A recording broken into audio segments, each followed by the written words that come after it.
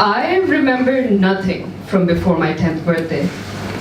My first memory is my father's hand on my shoulder, awakening me from a deep, deep sleep in the right-hand back seat of our car, a slither of drool hanging from my cheek.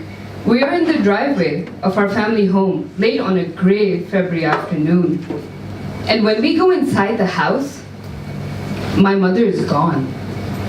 For years afterwards, my father, a psychologist specializing in memory loss, counseled me. He listened encouragingly.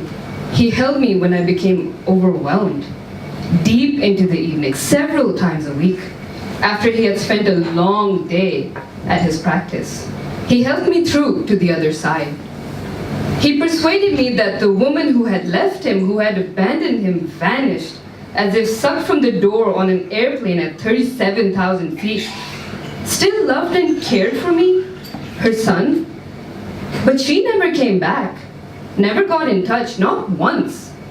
I couldn't remember her. I'm not sure if that made it easier or if it made it worse. It never felt strange having no memories. I knew who I was, who everyone else was, friends, families, teachers. I knew where I was and what year it was. But I'd changed. I wasn't me any longer. The memories that made me were gone, and I was hollow.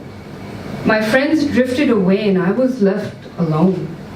Then, on my 11th birthday, I had a dream in which I was walking down the corridor, the lift doors opened, and I saw it stretching out ahead of me, a corridor in a hotel, the walls and carpet a deep faded beige, doors faced evenly out along either side, dust hanging heavily in the air, and at the far end of the corridor hung a huge, thick, black mist.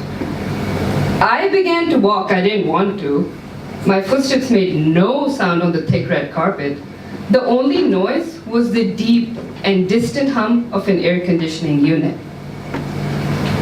In that first dream, I walked past 10 doors, all numbered in chunky, old-fashioned brass numbers, you know, the ones that fit houses more than hotels. And up close, the black mist just sat beyond room 11, filling the corridor. Its darkness was impenetrable, as if all the world's shadows had been gathered up and tightly packed into this one hotel corridor. I reached for the door to room 11, but the handle dissolved into a whisper of black smoke. I woke up. My bedside clock said 4:56. The dream only comes on the night of my birthday, and every year it is the same, except every year I am allowed to go a door further up the corridor. I tried the doors to room 12, room 13, 14, 15. Every handle evaporated in my hand. Every year, the clock face blinked 4:56. On my most recent visit to this hotel, the black mist hung outside room 32. That was almost a year ago. Tomorrow is my 33rd birthday. I just returned from visiting my father in his care home. He suffered a stroke earlier this year, and now he just sits in his room, staring out the window. Even on a miserable late February afternoon, today, he was sitting, watching the rain, as if expecting someone that he wouldn't be able to recognize. He cannot eat, he cannot drink, move, or shit without assistance, but the doctors assure me that he can still hear. And so I talked to him. Today I talked about the dream. He's the only person I have ever told. As his hands twitched restlessly under the rug and his watery eyes drank in the gray rain, I felt sure that he was trying to tell me something. I imagined him saying what he always used to say on the eve of my birthday.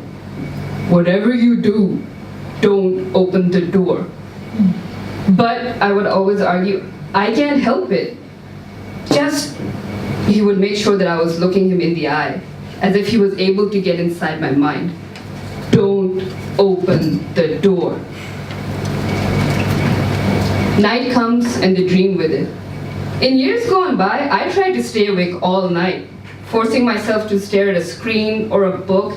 It never worked. Sleep would always steal up on me, and I would awake suddenly at 4:56, having just seen a door handle disappear in front of my hand. One year, I tried getting so drunk that I thought my brain could not possibly function and have a dream of such precision and clarity, but it did. I woke as usual at 4:56, with a blinding hangover to accompany the usual sense of unease. I drift off into a vague and unspecified sleep, which comes into sharp focus as lift doors open. The corridor is as beige and as dust-filled as ever, with the black cloud lingering 33 doors off. I begin to walk. Soft footsteps and an air conditioner hums. Every door is made from the same light, polished wood. All the numbers in that old-fashioned brass turning slightly green at the edges. The mist slowly shifts and rolls. I arrive at door 33. I reach out for the door handle and I prepare to wake, to see the clock announcing 4:56 in the black of my bedroom. But the handle is solid. I'm in full control of my actions, yet this is still quite clearly a dream. To my right, the black cloud is shifting, approaching, closing in on me. I push the handle and I open the door. I'm in a hotel room. I walk forward and hear the door click shut behind me. There's a bathroom to my right. To my left are boxes. Boxes piled on top of one another. I looked inside one. It's filled with toys, trains, action figures, building blocks, toys that I instinctively know were mine as a child. I look inside another, books, stuffed animals, clothes, and a handmade blanket. Then I realize that the wall is covered with pictures of a child, me, at school, on a beach, in a swing, with a friend, with a teacher. In every picture, I'm younger than 10. Some of the pictures don't have any people in them. They're views, scenes that I know I saw, visions that passed once long ago through my eyes. One person features in several of the pictures, a woman with tight blonde curls and an awkward smile. My mother. I'm now in the center of the room. I turn, slowly, noiselessly. There's a huge window flooding the room with an intense light. There's a small bed with a young girl in it. I recognize the mole on my left cheek. She's pretending to be asleep. I can tell from the way her eyes flicker. And finally, I turn to see a larger bed on which my father has pinned my mother down, his fingers clamped around her neck, slowly and silently squeezing the life from her.